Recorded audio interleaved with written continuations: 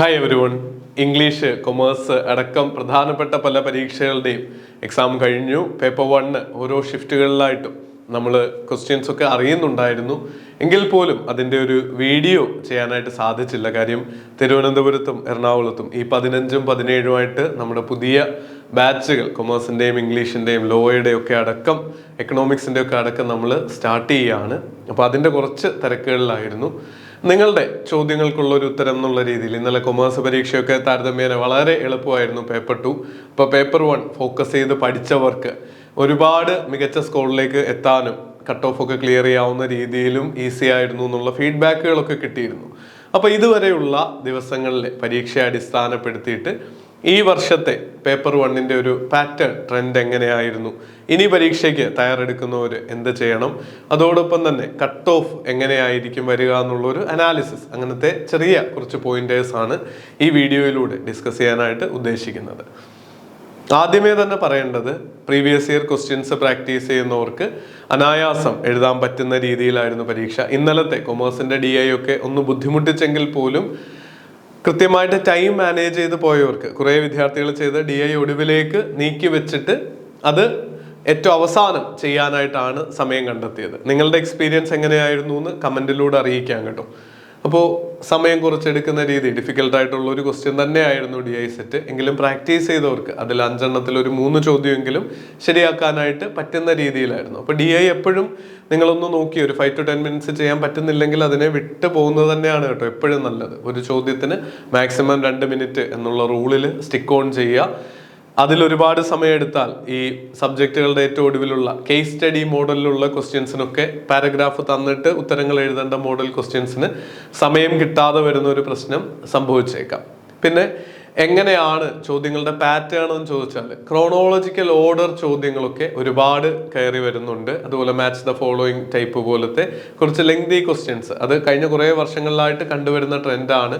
സിമ്പിളായിട്ട് ഒരൊറ്റ ചോദ്യം അതിനൊരൊറ്റ ഉത്തരം എന്നുള്ളത് മാറി നമ്മൾ കോൺസെപ്റ്റുകൾ നന്നായിട്ട് പഠിച്ച്, അല്ലെങ്കിൽ പല കോൺസെപ്റ്റുകളെ അറേഞ്ച് ചെയ്ത് അതിനെ ലോജിക്കലായിട്ട് കണക്ട് ചെയ്ത് മാത്രം ഉത്തരത്തിലെത്താൻ പറ്റുന്ന ചോദ്യങ്ങൾ വരിക എന്നുള്ളത്. ടീച്ചിങ് ആപ്റ്റിറ്റ്യൂഡൊക്കെ നോക്കുകയാണെങ്കിൽ സ്ഥിരം പാറ്റേൺസ് ആണ് നമുക്ക് വന്നുകൊണ്ടിരിക്കുന്നത്. മൂഡിലടക്കമുള്ള LMS പ്ലാറ്റ്ഫോമുകളെ പറ്റിയുള്ള ചോദ്യം, അതുപോലെ ടീച്ചിങ് നമ്മുടെ സ്വയം പ്രഭ ചാനലുകളുടെ എണ്ണമൊക്കെ 40ആയിട്ട് അപ്ഡേറ്റ് ചെയ്ത കാര്യം, അതിൻ്റെ പേരുകളൊക്കെ ചോദ്യങ്ങളായിട്ട് വന്നിട്ടുണ്ടായിരുന്നു. ടോട്ടൽ നോക്കുകയാണെങ്കിൽ സിലബസിലെ എല്ലാ പ്രധാന ഏരിയകളിൽ നിന്നും ചോദ്യം വന്നിട്ടുണ്ടായിരുന്നു. 2 യൂണിറ്റ് നോക്കിക്കഴിഞ്ഞാൽ കഴിഞ്ഞ ദിവസവും നമ്മുടെ types of sampling, types of research, അങ്ങനെ ഫണ്ടമെന്റൽ ആയിട്ടുള്ള കാര്യങ്ങളിൽ തുടങ്ങി എല്ലാ ഏരിയകളിലും ചോദ്യം വന്നിട്ടുണ്ടായിരുന്നു. റീഡിംഗ് കോംപ്രിഹെൻഷൻ ആസ് യൂഷ്വൽ ആണ്. പല ഷിഫ്റ്റുകളിലും വളരെ എളുപ്പമുള്ളതായിരുന്നു, ചില ഷിഫ്റ്റിൽ മോഡറേറ്റ് ഡിഫിക്കൽട്ട് ലെവലിലുള്ള ചോദ്യങ്ങളായിരുന്നു വന്നിരുന്നത്. കമ്മ്യൂണിക്കേഷൻ യൂണിറ്റ് ആണെങ്കിലും നമ്മുടെ ഈ മെറ്റാകോഗ്നിഷനൊക്കെ പല ആവർത്തി പ്രീവിയസ് ഇയേഴ്സിൽ വന്നിട്ടുള്ള ചോദ്യങ്ങൾ വീണ്ടും റിപ്പീറ്റ് ചെയ്യുകയുണ്ടായി. 5ാമത്തെ യൂണിറ്റ് മാത്തമാറ്റിക്കൽ റീസണിങ്ങിലേക്ക് പോയി കഴിഞ്ഞാൽ ഇന്നലത്തെ ഏജ് റിലേറ്റഡ് പ്രോബ്ലം ഒക്കെ കുറച്ച് കൺഫ്യൂസിങ് ആണെന്ന് വിദ്യാർത്ഥികൾ പറയുന്നുണ്ടായിരുന്നു. സാധാരണ ദിവസങ്ങളിൽ ഈ coding, decoding, number series, letter series, profit and loss, time and distance, അങ്ങനത്തെ കോമൺ കോൺസെപ്റ്റുകൾ തന്നെയാണ് വീണ്ടും വീണ്ടും ആവർത്തിക്കുന്നത്. അപ്പോൾ ഈ ആശയങ്ങൾ പഠിക്കുകയും അതിനെ ബേസ് ചെയ്ത് ക്വസ്റ്റ്യൻസ് പ്രാക്ടീസ് ചെയ്യുകയും ചെയ്താൽ നിങ്ങൾ സഫീഷ്യൻ്റ് ആയിട്ട് പ്രിപ്പയർഡ് ആണ്. ധൈര്യമായിട്ട് അടുത്ത ദിവസങ്ങളുടെ എക്സാമിലേക്കും നിങ്ങൾക്ക് പോകാം. 6ാമത്തെ യൂണിറ്റ് നോക്കുകയാണെങ്കിൽ ഇന്ത്യൻ ലോജിക്കിൽ നിന്നും നമ്മുടെ സ്ക്വയർ ഓഫ് ഒപ്പോസിഷനും മൂഡ് ആൻഡ് ഫിഗറും ഇത്തരം കാര്യങ്ങളെല്ലാം വീണ്ടും വീണ്ടും റിപ്പീറ്റഡ് ആയിട്ട് ചോദ്യങ്ങൾ വരുന്നുണ്ട്. DI ആണെങ്കിലും ചില ഷിഫ്റ്റുകളിൽ മാത്രം ഒരു പരിധി കൂടുതൽ ഡിഫിക്കൽട്ടായിട്ടുള്ളത്. ആദ്യ ദിവസത്തെ DI ഒക്കെ വളരെ ഈസി ആയിരുന്നു എന്നായിരുന്നു. എക്കണോമിക്സിൻ്റെ ഒക്കെ കൂടെ ഉണ്ടായിരുന്ന പേപ്പർ 1ലെ DI വളരെ ഈസി ആയിരുന്നു എന്നാണ് ഫീഡ്ബാക്ക്. നിങ്ങളൊരു 30 സെറ്റെങ്കിലും കൃത്യമായിട്ട് പ്രീവിയസ് ഇയേഴ്സിലെ DI പ്രാക്ടീസ് ചെയ്താൽ നിങ്ങൾക്ക് പരീക്ഷയിൽ ചെയ്ത് സ്പീഡും കിട്ടുന്നുണ്ടാവും. നിങ്ങൾ കണ്ട പാറ്റേണിലെ ചോദ്യങ്ങൾ തന്നെ ആയിരിക്കും വരുന്നതെന്നുള്ള കാര്യവും ഉറപ്പാണ്. 8, 9, 10 യൂണിറ്റുകളാണെങ്കിലും നമ്മൾ ഈ ഏറ്റവും ഒടുവിൽ സ്റ്റാൻഡേർഡ് ഡീവിയേഷൻ, നമ്മുടെ റിസർച്ച് ആപ്റ്റിറ്റ്യൂഡ് പറയുകയാണെങ്കിൽ സ്റ്റാൻഡേർഡ് ഡീവിയേഷൻ്റെ ഒക്കെ ഏറ്റവും ഒടുവിൽ റീസെൻ്റ് ആയിട്ട് അപ്ലോഡ് ചെയ്ത വീഡിയോകളിൽ നിന്ന് പോലും ചോദ്യം ഉണ്ടായിരുന്നു. ഫ്രീ വീഡിയോകളാണെങ്കിലും നമ്മുടെ ലൈവ് ക്ലാസ്സിലാണെങ്കിലും ഈ മൈക്രോസോഫ്റ്റ് എക്സലിനെ പറ്റിയും അതുപോലെ തന്നെ നമ്പർ കൺവേർഷൻ, മുൻപാണെങ്കിൽ നമുക്ക് ഡെസിമൽ ഹെക്സാ ഡെസിമലൊക്കെ പഠിച്ചാൽ മതിയെങ്കിൽ ഇപ്പോൾ ബേസ് 2 ബേസ് 4 അതുപോലെ ഡെസിമൽ വാല്യൂസ് തന്നിട്ട് കൺവേർഷനൊക്കെ ചോദിച്ചിരുന്നു. അതിനെപ്പറ്റിയൊക്കെ ഒരു 3 പാർട്ട് വീഡിയോ ഫ്രീ ആയിട്ട് തന്നെ അത് നമ്മുടെ ടീച്ചർ നൽകിയിട്ടുണ്ട്. അപ്പോൾ ഇത്തരം വീഡിയോകളൊക്കെ നിങ്ങൾ ഫോളോ ചെയ്യാനായിട്ട് ശ്രദ്ധിക്കുക. ഫ്രീ റിസോഴ്സുകൾ തന്നെ നമ്മുടെ ചാനലിൽ ആയിരക്കണക്കിന് വീഡിയോകൾ എന്ന് തന്നെ പറയാം പേപ്പർ 1നെ സംബന്ധിച്ച് അവൈലബിൾ ആണ്. 9-10 യൂണിറ്റുകളും നമ്മുടെ സ്ഥിരം പാറ്റേൺ, എയർ പൊല്യൂഷൻ, അതുപോലെ ഈ പ്രോട്ടോകോൾസ് അതിനെ പറ്റിയുള്ള ചോദ്യങ്ങൾ, ന്യൂ എഡ്യൂക്കേഷൻ പോളിസിയെ പറ്റിയുള്ള ചോദ്യങ്ങൾ, അത്തരത്തിലുള്ള പ്രധാനപ്പെട്ട ഏൻഷ്യൻ യൂണിവേഴ്സിറ്റിയെ പറ്റിയുള്ള ചോദ്യങ്ങളൊക്കെ ഇന്നലെ ഉണ്ടായിരുന്നു. അങ്ങനെ കീ ഏരിയകൾ സിലബസ് ഫോളോ ചെയ്ത് ക്വസ്റ്റ്യൻ പാറ്റേൺ അനുസരിച്ച് പഠിച്ച വിദ്യാർത്ഥികൾക്കൊക്കെ നല്ല രീതിയിൽ അറ്റൻഡ് ചെയ്യാവുന്ന എക്സാം ആയിരുന്നു എന്നുള്ള കാര്യം ഓർക്കുക.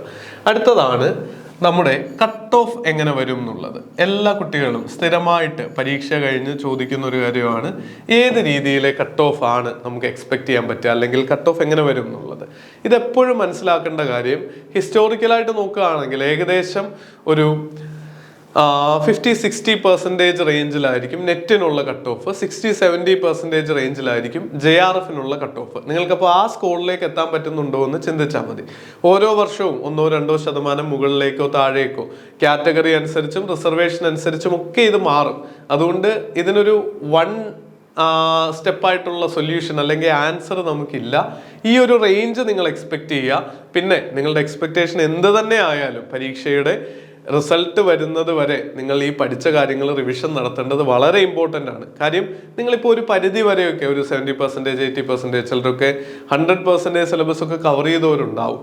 അപ്പോൾ 1-2-3 ദിവസത്തെ ബ്രേക്ക് എടുത്തിട്ട് നിങ്ങളുടെ മനസ്സിനൊന്ന് റീചാർജ് ആവാനുള്ള അവസരം കൊടുത്തിട്ട് വീണ്ടും ഇത് റിവിഷൻ നടത്തിയില്ലെങ്കിൽ നമ്മൾ പഠിച്ചത് മറന്നു പോയിക്കൊണ്ടിരിക്കും. ഇനി 1 മാസം അല്ലെ 1.5 മാസത്തിനുള്ളിൽ റിസൾട്ട് വരുമ്പോഴത്തേക്ക് നിങ്ങൾ പഠിച്ചതിൻ്റെ പകുതി കാര്യങ്ങൾ വീണ്ടും പഠിക്കേണ്ട അവസ്ഥയിലേക്ക് പോകും. അത് വരരുത്. എക്സാമിൻ്റെ റിസൾട്ട് വന്ന് ക്വാളിഫൈഡ് ആയി എന്ന് കാണുന്ന ദിവസമാണ് പഠനം നിർത്തേണ്ടതെന്ന് ഓർക്കുക.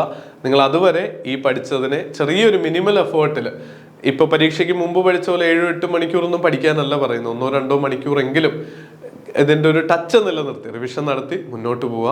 നല്ലൊരു റിസൾട്ട് നേടാൻ നിങ്ങൾക്ക് ആകട്ടെ എന്ന് ആശംസിക്കുന്നു. I+ നിങ്ങളുടെ ഈ ജേർണിയിൽ കൂടെ ഉണ്ടാവും.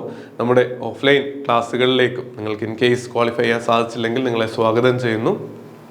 January 15 നമ്മൾ എറണാകുളത്തും January 17 തിരുവനന്തപുരത്ത് SS കോവിൽ റോഡിലും ക്ലാസ്സുകൾ ആരംഭിക്കുന്നുണ്ട്.